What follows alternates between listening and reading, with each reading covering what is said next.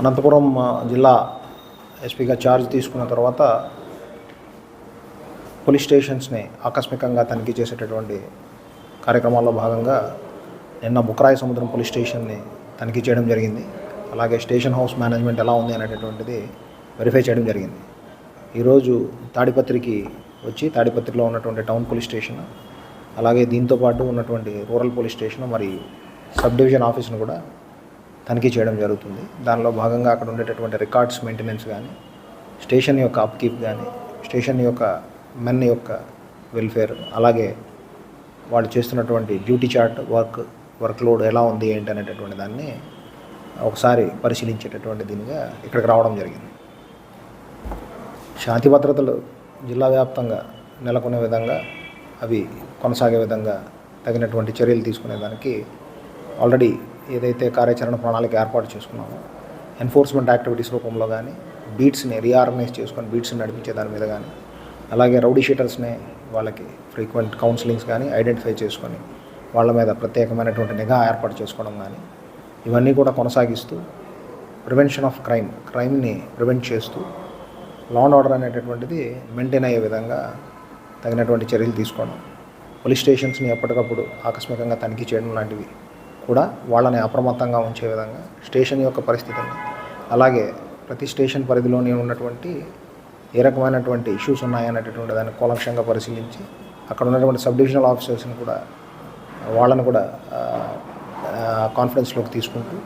దిశానిర్దేశం చేసే విధంగా కార్యక్రమాలన్నింటినీ, కార్యాచరణ ప్రణాళికని ఏర్పాటు చేసుకోవడం జరుగుతుంది. కొరత డిపెండింగ్ అపాన్ ద లోడ్, అంటే ఎక్కడెక్కడైతే వర్క్ ఉంటుంది అనేటటువంటిది పోలీస్ స్టేషన్స్ని ఆడిట్ చేసుకోవడం, సబ్స్టాన్షియల్ స్ట్రెంగ్త్, అక్కడ సఫిషియెంట్ స్ట్రెంగ్త్ కానీ లేదు అనుకునే చోట దాన్ని నైబరింగ్ పోలీస్ స్టేషన్స్ కానీ,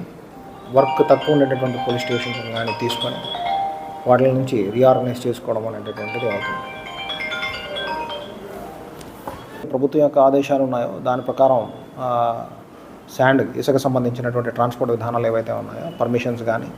తీసుకునేటటువంటి చేసే విధానంలో కానీ పూర్తిగా దాని మీద ఫోకస్ చేసి చర్యలు అనేటటువంటివి తీసుకోవడం జరుగుతుంది. మిగిలిన డిపార్ట్మెంట్స్ని కూడా అనుసంధానం చేస్తూ,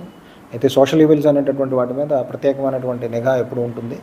మట్కా కానీ, తర్వాత ఈ గ్యాంబ్లింగ్ కానీ, ఆర్గనైజ్డ్ గ్యాంబ్లింగ్ లాంటి సోషల్ ఈవిల్స్ ఏవైతే ఉన్నాయో వాటిని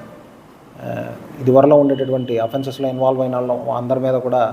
ప్రత్యేకమైనటువంటి నిఘా పెట్టడం, బైండ్ ఓవర్స్ చేయడం అవసరమైన మేరకు వాళ్ళ యొక్క యాక్టివిటీస్ని బట్టి, అలాగే ఇన్వాల్వ్ అయిన ఆర్గనైజ్డ్ వేలో ఇన్వాల్వ్ అవుతున్న వాళ్ళ మీద అందరి మీద కూడా కఠినంగా చట్ట పరిధిలో తీసుకునేటటువంటి చర్యలన్నింటినీ కూడా తీసుకోవడం జరుగుతుంది. ఇప్పుడు కొత్తగా వచ్చినటువంటి ఏదైతే మనం ఇప్పుడు ఫాలో అవుతున్నామో బిఎన్ఎస్, దీని ప్రకారం న్యూ క్రిమినల్ లాస్ ఏవైతే వచ్చాయో దానిలో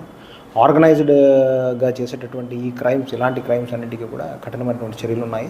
సో అలాంటి వాటిని కూడా ఇన్వోక్ చేసి వాళ్ళందరి మీద చేయడం జరుగుతుంది. తప్పకుండా ఎన్ఫోర్స్మెంట్ అనే దీనిలో